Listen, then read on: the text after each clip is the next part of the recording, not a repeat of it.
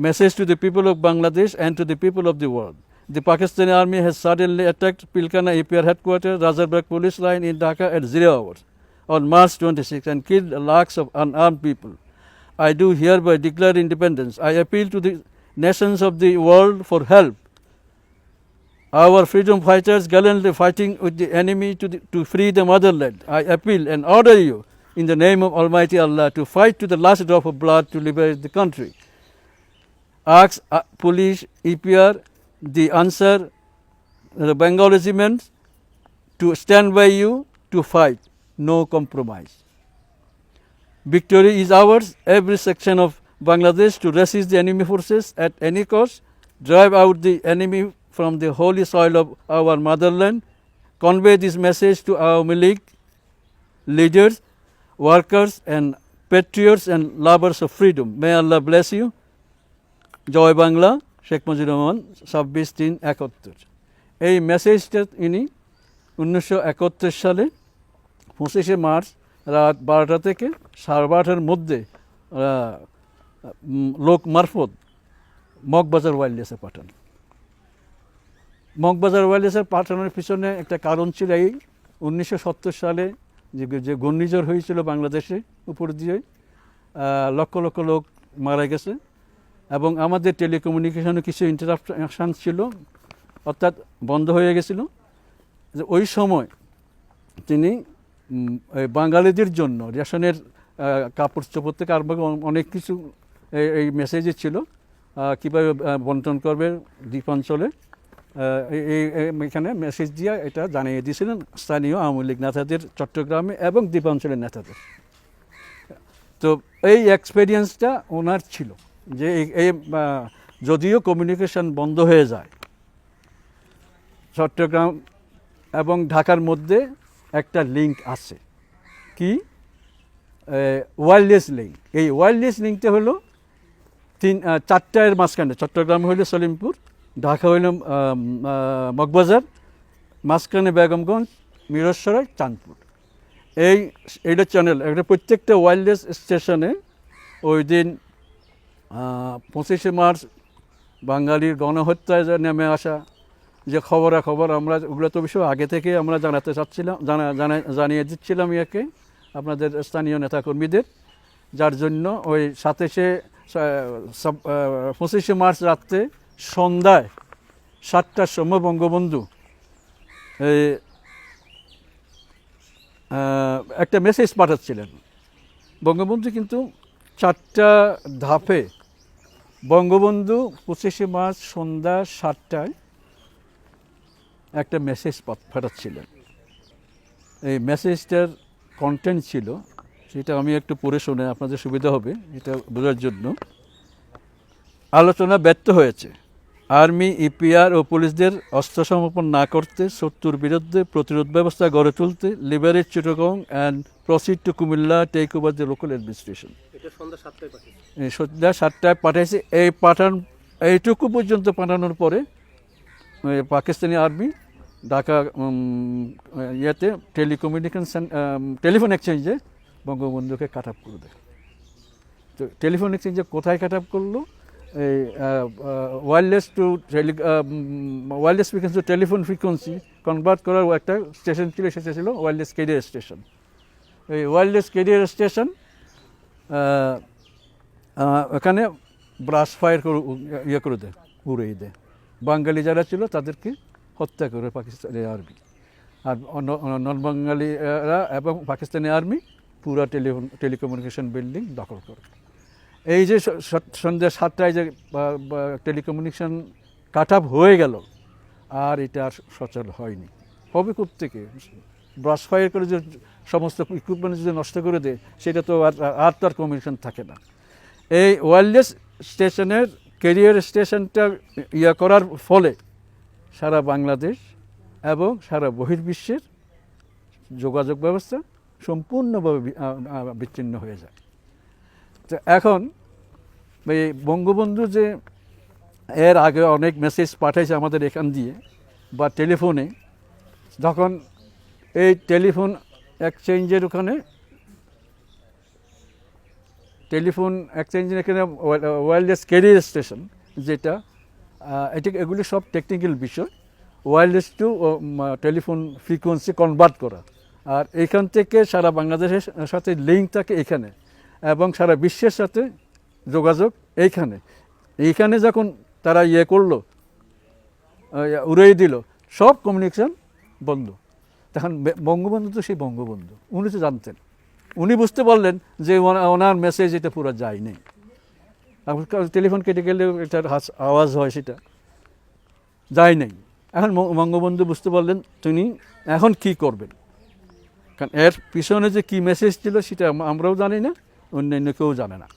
একটা প্রশ্ন, যেটা 7টার যে মেসেজটা বলতেছেন, জি, সেখানে বলতেছে যে proceed to Comilla, take over the local administration, take over the local administration, right. Specially কুমিল্লাটা মেনশন করার পিছনের প্রেক্ষাপটটা কি?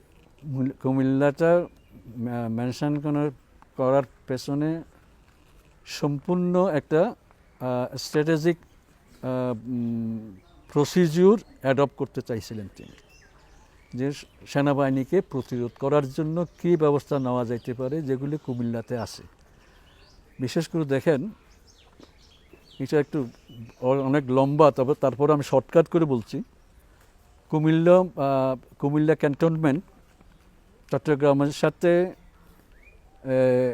যেহেতু চট্টগ্রামের সৈন্য সংখ্যা ছিল কম, 300 থেকে 350, আর ম্যাক্সিমাম ছিল বাঙালি।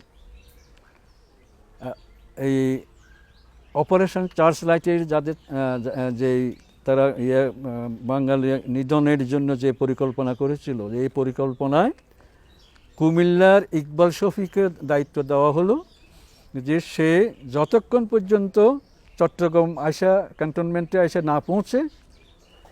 না পৌঁছবে ততক্ষণ পর্যন্ত লেফটেন্যান্ট কর্নেল ফাতেমি, চিটাগাংয়ের ইনচার্জ, আরেকজন ছিল জানজুয়া, আরও ছিল জানজুয়া, সিগরি, এদের সাথে একেবারে সেট প্রোগ্রাম, তাদের কীভাবে তারা মোকাবেলা করবে। এই ব্রিগেডিয়ার ইকবাল শফির নেতৃত্বে 80টা কনভয় ওখান থেকে আসার জন্য এটা সেট করা ছিল, অ্যাকর্ডিং টু তাদের অপারেশন চার্জ লাইটের অনুযায়ী, ভাষ্য অনুযায়ী। যতক্ষণ পর্যন্ত না এসে পৌঁছে এই ব্রিগেডিয়ার ফাতেমি কিংবা জানজুয়া এরা যেন ক্যান্টনমেন্ট ত্যাগ না করে, ক্যান্টনমেন্টকে অস্ত্রশস্ত্র এগুলো রক্ষা করে। এগুলো তাদের সাথে ছিল, যেগুলো পরে জানা গেছে, আমরা পরে জানছি এই বিষয়গুলি, যেহেতু আমি একজন গবেষণা এগুলো উঠে এসেছে।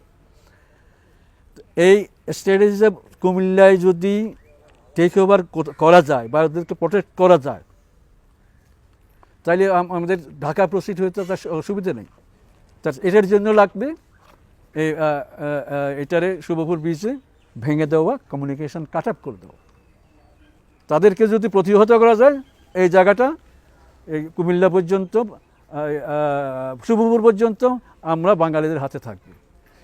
এই জিনিসটা বঙ্গবন্ধু যে স্বাধীনতা ঘোষণা করার যে একটা প্ল্যান নিয়েছিলেন, ওইখানেও কিন্তু লেখা আছে, তাদের স্ট্র্যাটেজির মধ্যে বাঙালিদের লেখা আছে, যদি কুমিল্লা থেকে বা ঢাকা থেকে এগুলি যদি কাট আপ করা যায়, তাইলেই চট্টগ্রাম মুক্ত থাকবে। এখান থেকে বঙ্গবন্ধু তাদের ছিল, বঙ্গবন্ধু চট্টগ্রাম আসবে, চট্টগ্রাম থেকে যুদ্ধ পরিচালনা করবে। এই মূল কারণটা হলো এটা। এখন এরা তো জানে না, চট্টগ্রামের তো জানে না, এটা এসবগুলো জানলে তো প্রকাশ হয়ে যাবে। তো এইটা ছিল একেবারে সিক্রেট ছিল এই তথ্যটা, যার জন্য বঙ্গবন্ধু এই চট্টগ্রামে মেসেজও পাঠিয়েছেন, এবং চট্টগ্রাম থেকে সারা বাংলাদেশে এবং বিশ্বে কিভাবে এটা পৌঁছানো যাবে, ওনার কাছে এই অভিজ্ঞতা আছে বলেই মেসেজটা ওয়্যারলেসের মাধ্যমে পাঠিয়েছেন। এটা হইলো ওয়্যারলেসের ছাড়া আর কোনো উপায় ছিল না। যেমন ইলেকট্রিসিটির কমিউনিকেশন যেভাবে এক স্টেশন কথা বললে সব স্টেশন শুনে, আমাদের তো তাই একই। আমি যদি এখন মগবাজারের সাথে কথা বলি, এই সব 5টা স্টেশন একসাথে শুনবে, এটা আমাদের জন্য স্পেশালি বানানো এবং ইনকর্পোরেট করা হয়েছিল এই জন্যই যে এটা সার্ভিস চ্যানেলের জন্য সরকারি কোনো বার্তা বা অন্য কোনো লেটার এই চ্যানেল দিয়ে যেন পাঠাতে পারে অতি তাড়াতাড়ি পাঠানো যায় এবং মেনটেন্যান্স এগুলো দরকারে পড়ে। এই চ্যানেলটা মোটামুটি আমাদের সার্ভিস চ্যানেলটা আমাদের জন্য, এটা বাইরের জন্য না। Wireless to wireless communication, Moghbazar to Selimpur, যেমন Moghbazar to Sylhet, Moghbazar to Rajshahi, Moghbazar to Khulna এবং মগবাজার টু কুমিল্লা এবং সারা ঢাকার সাথে এই যোগাযোগের একটা ইয়া ছিল। যেহেতু বঙ্গবন্ধু বুঝতে পারলেন তার মেসেজ এখন যাবে কীভাবে, তখন উনি তো বঙ্গবন্ধু, উনি তো জানেন কী করতে হবে। উনি তো একটা ইতিহাস, উনি একটা এটারে কী বলে,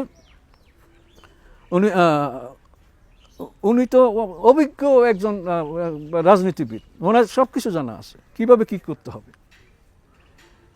উনি ওখান থেকে 12:30টার দিকে লোক মারফত এই মেসেজটা পাঠিয়েছেন মগবাজারে পাঠিয়েছে।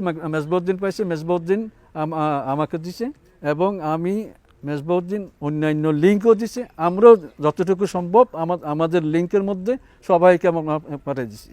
এবং এই 7টার পর থেকে এই যে যোগাযোগ বিচ্ছিন্ন ছিল, যার জন্য যেই আমাদের এই ওয়্যারলেস স্টেশন দেখতেছেন, এখানে কিন্তু স্থানীয় জনগণ প্রায় সবাই চলে আসছিল এখানে, কারণ বঙ্গবন্ধুর কোনো খবর নাই, কিচ্ছু নাই, বঙ্গবন্ধু আছে কি না, আমরা এখন কি করব, কোনো নির্দেশ নাই। যার জন্য এই বঙ্গবন্ধুর সাথে এই অভিজ্ঞতা ছিল বলেই উনি মগবাজার ওয়্যারলেসে মেসেজটা পাঠিয়েছেন। এই মেসেজটি মেজবাউদ্দিন উনি এটা বাংলা করছেন, বাংলায় ছিল, উনি এটা ট্রান্সলেট করে এটা আমাদের কাছে পাঠিয়েছেন। আর TNT নিয়ম অনুযায়ী সব মেসেজ ইংরেজিতে হতে হবে, কারণ টেলিগ্রাফি তো আর বাংলায় যাবে না। তো এই কোড যদি আমি BHF চ্যানেলেও যদি আমি কোনো জায়গায় পাঠাই, সেখানেও ইংরেজি কোড তো ইংরেজি। যেন message to the people of Bangladesh, এই মেসেজটা তো ইংরেজি।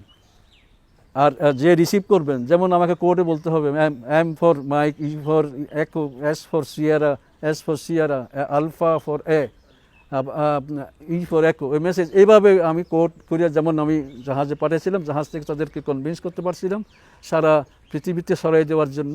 তাদের সাথে আলাপ করছিলাম, তাদের ক্যাপ্টেনদের, জাহাজ MV সালভিস্টা, ইন্ডিয়ান জাহাজ BB গিরি, তারপর জাতিসংঘের জাহাজ মিনিলা, আরও অনেকে জাহাজ ছিল, নামগুলি এখন মনে আসতেছে না। হ্যাঁ, সবাইকে আমি অনুরোধ করছিলাম যে এই আমরা আক্রান্ত হয়েছি, আমাদের দেশ আক্রান্ত, আমাদেরকে মেরে ফেলা হচ্ছে, লক্ষ লক্ষ লোক মারা হচ্ছে, এই মেসেজটা তোমরা লেখো, মেসেজটা লিখে দেখো আমরা কি চাচ্ছি, আমরা যে বিশ্ববাসীর কাছে কি চাচ্ছি, তোমরা আগে মেসেজটা নিজেরা রিসিভ করো। তো আমার টেকনিকটা তারা বুঝতে পারেনি। আমার টেকনিকটা ছিল কোনো মতেই যদি মেসেজটা দিয়ে দিই, কারণ মেসেজে বঙ্গবন্ধু, এই যে বঙ্গবন্ধু মধ্যে প্রতিষ্ঠান বললাম, বঙ্গবন্ধু প্রতিষ্ঠান, মেসেজের মধ্যে সব কিছু লেখা আছে, যে সারা message to the people of Bangladesh and to the people of the world. এটা করার দরকার কী ছিল, আর এখানে যাবে কীভাবে, বঙ্গবন্ধু সেটা জানতো, যার জন্য মগবাজার ওয়্যারলেসের মাধ্যমে এই মেসেজটা পাঠিয়েছে। মেসেজটা এখন কনভিন্স করাটা এটা একটা ফ্যাক্টর ছিল। আমি তাদেরকে নিজে কান্না করছি, বাচ্চার মতো কাঁদছি, তাদেরকে বলছি যে তোমরা আমাদের জনগণকে রক্ষা করো, তোমরা যদি না করো, তোমরা পৃথিবীর কাছে দায়বদ্ধ থাকবে। তারপর তারা আমি মেসেজ রিসিভ করে তাদেরকে বলছে যে তুমি সব পৃথিবীর সব জায়গায় মেসেজ পাঠাও এবং সব নেতাদের কাছে পাঠাও, রাষ্ট্রপ্রধানদের কাছে পাঠাও, যেন আমরা এই গণহত্যা থেকে বাঁচতে পারি। তোমরা যদি মেসেজ বুঝে থাকো অবশ্যই পাঠাবে, আমার সেই বিশ্বাস আছে। এইভাবে আমি কনভিন্স করেছিলাম তাদের। আজ আমার বুক ফেটে যায়, এখানে এসে দেখি এই স্টেশন, আমরা এখান থেকে বঙ্গবন্ধু স্বাধীনতা ঘোষণা সারা বাংলাদেশে এবং বিশ্বে পাঠাইছিলাম, যার সিগনেচার এখানে রয়ে গেছে। এখানে আসলে কীভাবে আছে এই জায়গা কি এভাবে থাকার কথা? কেন থাকবে এটা এভাবে? দুঃখে বুকটা ফেটে যায় যখন জাহাজে এইভাবে যখন আমি তাদের কাছে নিজেকে উপস্থাপন করলাম, আমার ইয়েটা শুনলো তারা, শুনে মেসেজ পড়ে তো দেখা যাচ্ছে এখানে লক্ষ লক্ষ লোককে বেড়ে ফেলা হচ্ছে এবং পৃথিবীর কাছে সাহায্য চাচ্ছে। মেসেজটা বাংলাদেশের সব নাগরিকের জন্য এবং বিশ্ববাসীর জন্য লেখা তো আছে, তো তাদের একটা দায়িত্ব হয়ে পড়ে না? এইভাবে আমি কনভিন্স করছিলাম। তখন তাদেরকে আমি বললাম যে তোমাদের সাথে তোমাদের নিজ নিজ দেশে টেলিকমিউনিকেশন লিঙ্ক, টেলিপ্রিন্টার সার্ভিস, যেটা তখনকার টেলিপ্রিন্টার সার্ভিস হলো সরাসরি এক কান্ট্রি থেকে আর কান্ট্রি যোগাযোগ ব্যবস্থা টেলিপ্রিন্টার সার্ভিসের মধ্যে হতো। তখন টেলেক্সও ছিল না, টেলিপ্রিন্টারও ছিল না, এখন ছিল না। এই ওয়েবসাইট যা আছে এখন কম্পিউটারের ইয়েটিয়ে যা ছিল এগুলো কিছুই ছিল না। কিন্তু টেলিপ্রিন্টার উন্নত মানের কমিউনিকেশনের যন্ত্র হইল টেলিপ্রিন্টার সার্ভিস। প্রেসও টেলিপ্রিন্টার ব্যবহার করে, রাষ্ট্রপ্রধানরাও ব্যবহার করে, নেতারাও ব্যবহার করে। তো সুতরাং তাদেরকে বললাম, তুমি প্রত্যেককে বলছি, একজন সিঙ্গাপুরের, আমার কাছে একটা কার্ডও ছিল, সিঙ্গাপুরের একজন রেডিও অফিসার, মিনিলা ট্রিয়া জাতিসংঘের জাহাজে উনি চাকরি করতো, ওনার সাথে আমার দেখা হয়েছে সিঙ্গাপুরে। উনি আমাকে কার্ড দিয়েছেন, তুমি যেভাবে কান্না করছিলা, আমি তখন ঠিক থাকতে পারি নাই। আমার ক্যাপ্টেন আমাকে এটা রিসিভ করতে দেয় না এবং বলে যে না, তুমি যে এক দেশের থেকে আরেক দেশের গিয়ে যে তুমি এটা বেআইনি, তুমি রিসিভ করবো কেমনে? সে নাকি বলছিল আমাকে মেরে ফেলো, তুমি, আমার দায়িত্ব আছে এটা, তুমি আমাকে মেরে ফেলো যে তুমি পারো। এতগুলো লোককে মেরে ফেলা হচ্ছে, মেসেজে আছে, এই মেসেজে তোমাকে এখানে সহযোগিতা করার প্রয়োজন, তুমি করবে না কেন? তোমার তো নৈতিক দায়িত্ব আছে না তোমার? ভাগ্যিস এই ধরনের লোক পাইছিলাম। তো মেসেজ রিসিভ করছে সরাসরি মিডিয়াতে এবং সারা বিশ্বে এটা প্রচার করছে। কিভাবে? ও টেলিপ্রিন্টার সার্ভিস একসাথে যুক্ত, তাদেরকেও তারা কনভিন্স করছে। এটা একটা জিনিস না, এই চট্টগ্রাম থেকে গেছে ধরেন সাংহাই বা সিঙ্গাপুর বা ক্যালিফোর্নিয়া, তাদের তো উন্নত মানের কানেকশান এগুলো থাকবে, টেলিপ্রিন্টার থাকবে। আমাদের এনা নাই, আমাদের তো কিছুই করে নাই এই পাকিস্তানি প্রশাসন। এই যে সরাসরি এটা হয়তো যেমন ইন্ডিয়াতেও ছিল, তখন ইন্ডিয়ার বিবিগিরি সরাসরি প্রধানমন্ত্রীর কাছে পাঠাইছে, মিডিয়াতে পাঠাইছে। তারপর ওই যে আমেরিকা, সিঙ্গাপুর আর বিভিন্ন কান্ট্রির জাহাজ যে আছে, শুধু তো আমি নাম বলতে পারলাম, অনেক জাহাজ ছিল, তো 50-60টার মতো জাহাজ ছিল তখন। এখানে কাকের হালাস করতে পারছিল না ঠিকভাবে, প্রায় সবাই রিসিভ করছে এই মেসেজ এবং সবাই পাঠিয়েছে, যার জন্য এটা তাড়াতাড়ি সারা বিশ্বে ছড়িয়ে পড়ছিল। 25 তারিখ রাতে, মানে 26 তারিখ সকাল 6:30-7টার মধ্যে সারা বিশ্বে পৌঁছে গেছে। তার প্রমাণ পাই আমরা, আমার কাছে অনেক কিছু আছে ডকুমেন্ট। আমি জাহাজে চাকরির সুবাদে আমেরিকা গেছি, আমেরিকা থেকে আমি তথ্য নিয়েছি, সিঙ্গাপুর গেছি, সিঙ্গাপুর থেকে তথ্য নিয়েছি, ওই স্টেশনে আমি ভিজিট করছি, কীভাবে তারা কাজ করে, এগুলো সব আমি দেখছি। এখন তারা যে পাঠিয়েছে এটাও সত্য। এবং ওই দিন 26শে মার্চ রাত্রে 10টায় ভয়েস অফ আমেরিকা, 26শে মার্চ রাত 10টায় ভয়েস অফ আমেরিকা বাংলাদেশের স্বাধীনতা ঘোষণার কথা প্রচার করে। বিবিসি সন্ধ্যায় প্রচার করে। তারপরে প্রায় প্রত্যেকটা কান্ট্রি তাদের মিডিয়া, ইলেকট্রনিক অ্যান্ড প্রিন্ট মিডিয়ায় ওটা প্রচার করেছে। তো এই দিক দিয়ে আমি আমার কষ্টটা সার্থক হয়েছে বলে আমি মনে করি, যার জন্য ভারত তাড়াতাড়ি বর্ডার করে দিচ্ছে। আমাদের তখন তো বর্ডার যাইয়ে ভিড় করছিল, আশ্রয় নেওয়ার জন্য। এই যে গণহত্যা চালাচ্ছিল যে পাকিস্তানিরা, আমাদের লোকজন তো বর্ডারে দিয়ে আটকে এসেছিল। যাক, মাননীয় প্রধানমন্ত্রী ইন্দিরা গান্ধী এটা এই মেসেজ পেয়েই উনি সারাসারি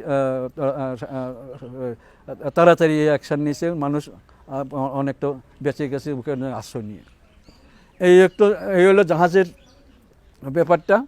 আর এই বাংলাদেশে সারা বাংলাদেশে কীভাবে প্রচার হলো, লিঙ্ক যেটা আমি বললাম, ঢাকা, চিটাগাং, ঢাকা, রাজশাহী, ঢাকা, খুলনা, ঢাকা, বরিশাল, ঢাকা, সিলেট, এই সব লিঙ্কের প্রত্যেকটা ঢাকা থেকে এই সিলেট পর্যন্ত 4 থেকে 5টা স্টেশন থাকতে হতো রিকোয়ারমেন্ট অনুযায়ী। তো এই সব স্টেশনে যেভাবে এখানে লোকজন ইয়া করছিল, ঘেরাও রাখছিল স্থানীয় লোকজন, স্থানীয় নেতাকর্মী, প্রত্যেকটা ওয়াইল্ড স্টেশনে এইভাবে লোকজন এসে ভিড় করছিল। বঙ্গবন্ধুর খবর কি, ঢাকার খবর কি, কী হচ্ছে না হচ্ছে, এই খবরগুলি আমরা পৌঁছাইতাম। আর চট্টগ্রামে যেটা আমরা ইয়ে করছি, মেসেজ রিসিভ করার পরে MR Siddiqui, জৌরমা Chowdhury, M A Hannan, Akhtaruzzaman Chowdhury বাবু, তারপর রেডিও স্টেশন চট্টগ্রামের আগ্রাবাদ রেডিও স্টেশন, তারপরে সাংবাদিকদের এগুলোতে টেলিফোনে আমি প্রথম পাঠাই। আবার টেলিগ্রাফ অফিসে ওখানে চলে আমজাদুল হক, আমাদের ইউনিয়নের একজন সেক্রেটারি, ও রিসিভ করছে। ও টেলিগ্রাম আকারে 7টা সাড়ে 7টার মধ্যে টেলিগ্রাম আকারে যেভাবে পাঠাতে হয়, ওই টেলিপ্রিন্টার থেকে প্রিন্ট আউট নিয়ে মেসেজ যেভাবে দিতে হয় টেলিপ্রিন্টারে, টেলিগ্রাম, উনি সেভাবে রেডি করে তার দিয়ে মেসেঞ্জার দিয়ে নেতাদের কাছে পৌঁছে দিচ্ছে।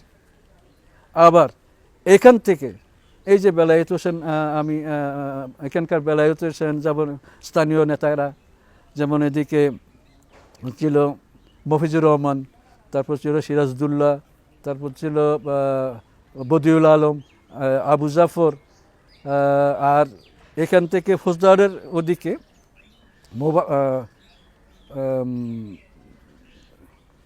মোজাফফর হোসেন, তারপরে শ্রমিক লীগ নেতা,